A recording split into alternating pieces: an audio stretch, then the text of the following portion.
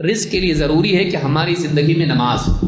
اکثر آدمی نماز ضائع کرتا ہے تجارت کی وجہ سے، جاب کی وجہ سے، دکان پہ فلاں وقت میں گاہک بہت زیادہ ہوتے ہیں، عصر کے وقت میں، مغرب کے وقت میں نمازیں خراب کر دیتا ہے۔ نماز کا اور رزق کا تعلق ہے، اللہ کی عبادت کا اور رزق کا ایک تعلق ہے۔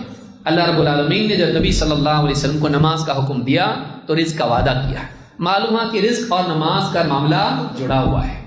اللہ تعالیٰ فرماتا ہے وَأْمُرْ أَهْلَكَ بِالصَّلَاةِ وَاصْطَبِرْ عَلَيْهَا، اے نبی آپ اپنے گھر والوں کو نماز کا حکم دیجئے اور خود بھی اس کا اہتمام کرتے رہیے۔ لا نسألك رزقا، ہم آپ سے رزق نہیں چاہتے، نحن نرزقك، بلکہ رزق کو ہم آپ کو دیتے ہیں۔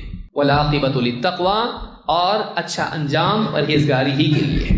تو یہاں پر اللہ رب العالمین نے نبی کریم صلی اللہ علیہ وسلم کو حکم دیا نماز کا اہتمام کرنے کا، یہاں تک کہ آپ خود بھی اہتمام کریں، گھر والوں کو بھی اس کی تلقین کریں، ہمارا گھر نمازی ہو، ہمارا گھر بے نمازی نہیں ہو، ہمارے گھر میں ایک بھی آدمی ایسا نہیں ہو جو نماز چھوڑنے والا ہو، نماز میں کوتاہی کرنے والا ہو۔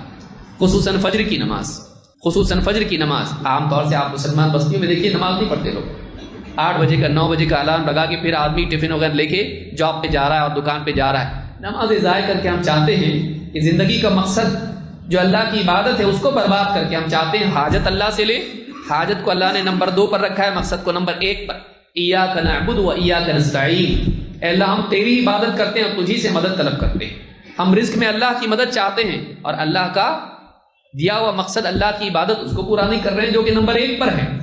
تو اللہ کی عبادت کا حق ادا کر، واقعی اللہ کا بندہ بن جا، تو اللہ کی عبادت کا حق ادا کرے گا، تیری حاجت اللہ پوری کرے گا، اللہ کی استعانت کا استحقاق پیدا ہوگا، تو حقدار بنے گا اللہ کی مدد کا۔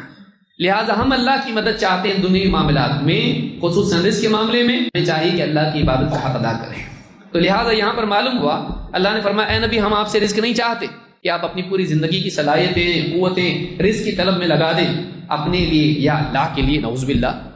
اللہ تعالیٰ کو ضرورت ہے، اللہ کھاتا نہیں ہے بلکہ کھلاتا ہے۔ تو یہاں پر کہا کہ لا نسألک رزقا نحن نرزقک، ہم آپ کو رزق دیتے ہیں۔ والعاقبۃ للتقوی، اور اچھا انجام پرہیزگاری کے لیے۔ تقوی اختیار رہو گے تو اللہ تعالیٰ رزق دے گا، عبادت کا اہتمام کرو گے اللہ رزق دے گا، بندگی کا اہتمام زندگی میں ہو، اللہ رب العالمین اس کے لیے زندگی کی بقا کے اسباب پیدا کرتا ہے۔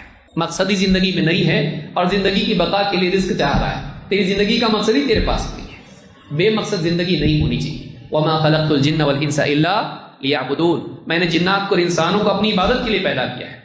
ما اريد منهم من رزق، پھر وہی آ رہا دیکھیے، ما اريد منهم من رزق وما اريد ان يطعمون، میں ان سے رزق نہیں چاہتا، یہاں کہا لا نسألک رزقا، وہاں کہا میں ان سے رزق نہیں چاہتا، وما اريد ان يطعمون، یہ بھی نہیں چاہتا کہ مجھے